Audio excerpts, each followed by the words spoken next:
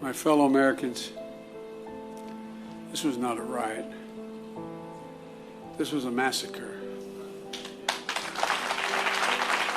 Joe Biden on Tuesday became the first sitting U.S. president to visit the Tulsa, Oklahoma site where hundreds of Black Americans were massacred by a white mob 100 years ago.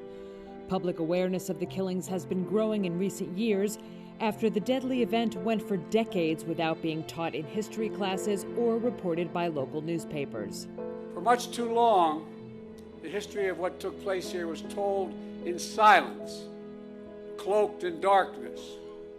But just because history is silent, it doesn't mean that it did not take place. We can't just choose to learn what we want to know and not what we should know.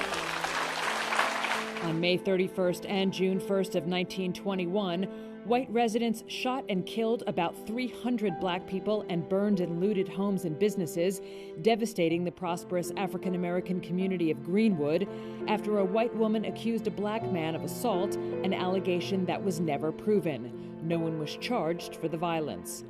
May their souls rest in peace. Biden oversaw a moment of silence for the victims after meeting with 3 people who lived through the massacre, now between the ages of 101 and 107. The Biden administration also plans steps to combat inequality. They include efforts to expand federal contracting with small, disadvantaged businesses and invest tens of billions of dollars in communities like Greenwood that suffer from persistent poverty. Earlier in the day, Biden toured a museum dedicated to the Tulsa massacre.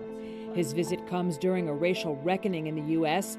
as threats increase from white supremacist groups and the country re-examines its treatment of African Americans after last year's murder of George Floyd.